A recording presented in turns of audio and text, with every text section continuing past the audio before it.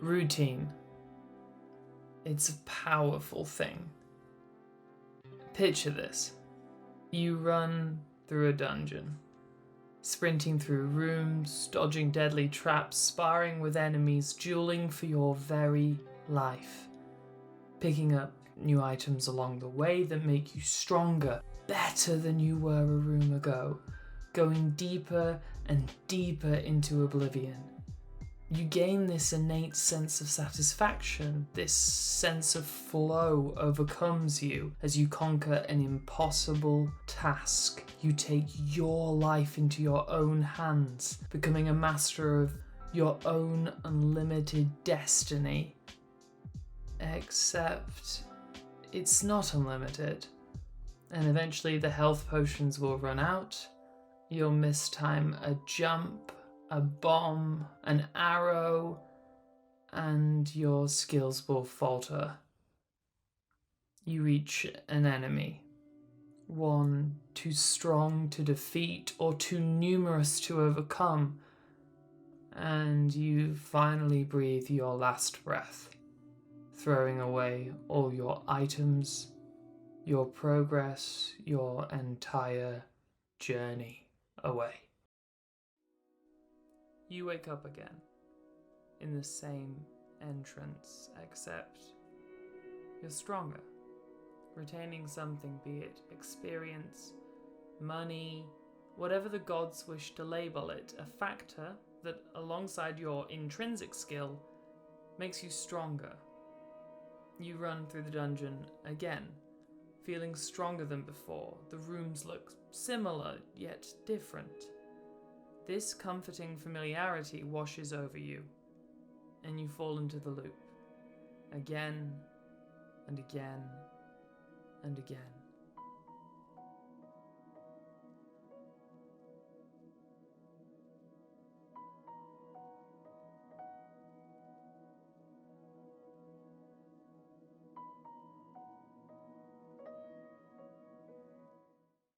Sequelization in video games is a unique proposition. While more traditional forms of media have a tendency to become bloated and increasingly irrelevant with additional sequels, in contrast, video games often become more refined, more beloved with iterations. While this is certainly not a foregone conclusion, often sequels become more adored and the most critically acclaimed entries in series.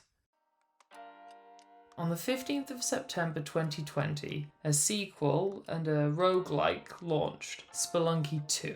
The first game in the series, Spelunky, was one of my favourite games of all time, featuring somewhere on my poorly curated top 50 list. I wasted many evenings chain-smoking my room while playing Spelunky on my PS Vita. I can still feel the taste of the smoke in my lungs, and the quiet response of the Vita's clicky little buttons in my childlike hands.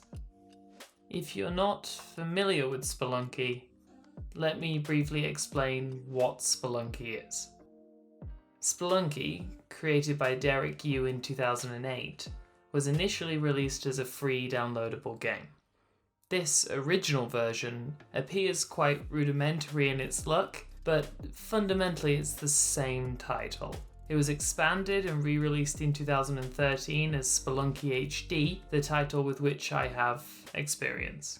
In Spelunky, the player has to progress through a series of randomized levels, starting at the top and finishing at an exit at the bottom of the level. Your goal in Spelunky is to get to the last area and defeat Olmec, the boss.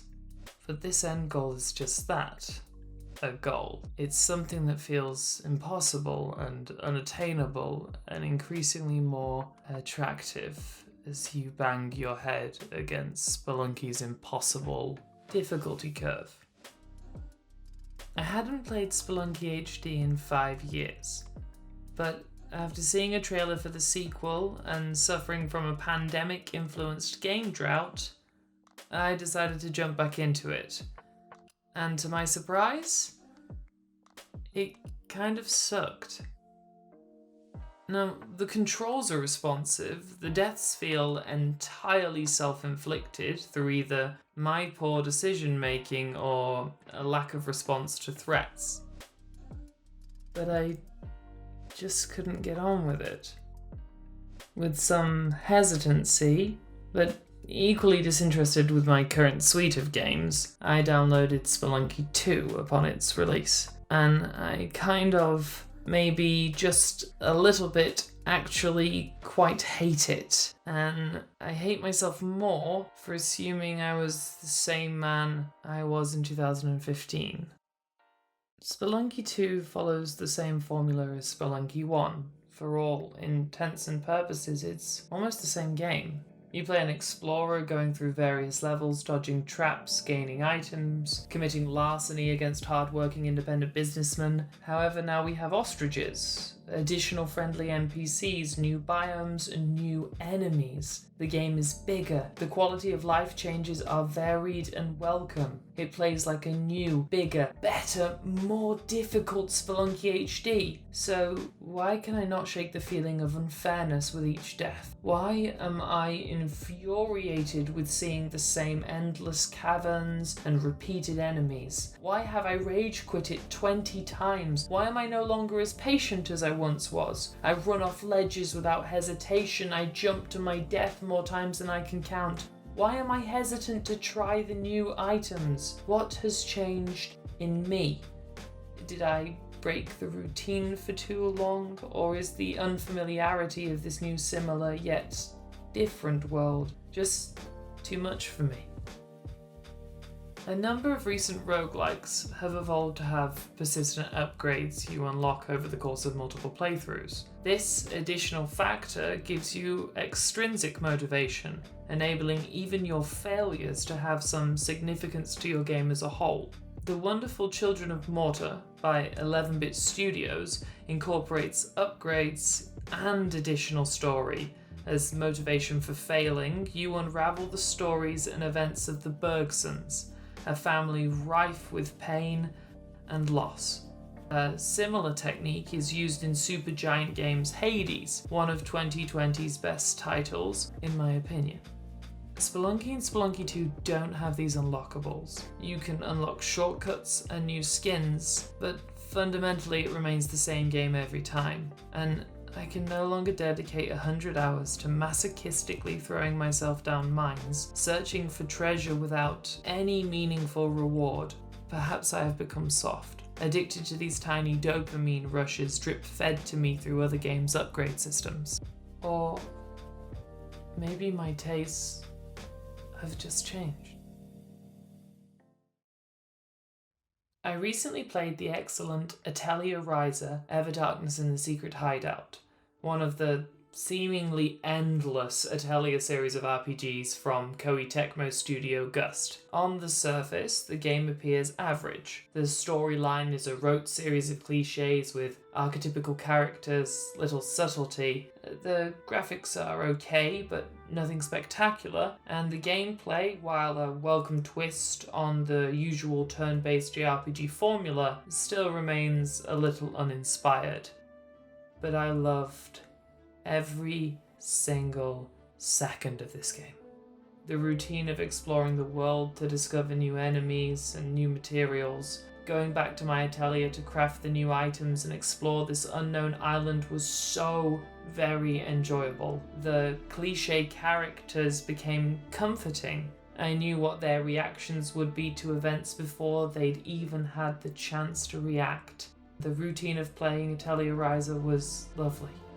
I say this because I'd have hated this game 5 years ago. I hadn't played a JRPG in more than 5 years. I hadn't finished one in even longer because I believed that due to JRPGs having a notoriously easy difficulty, that they were pointless. I guess what I'm saying is that my tastes have changed.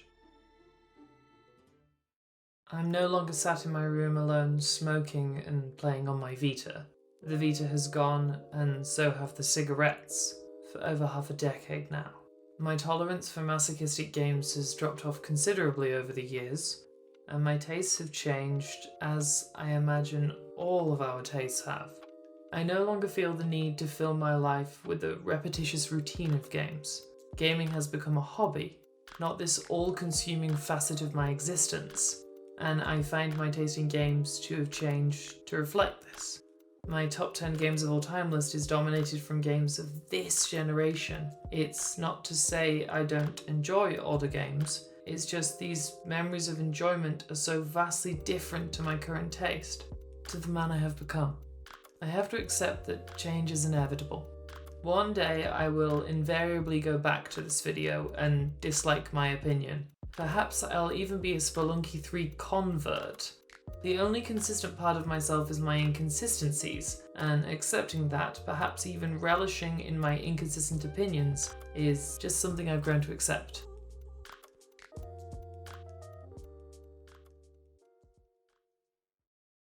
Routine. It's a powerful thing.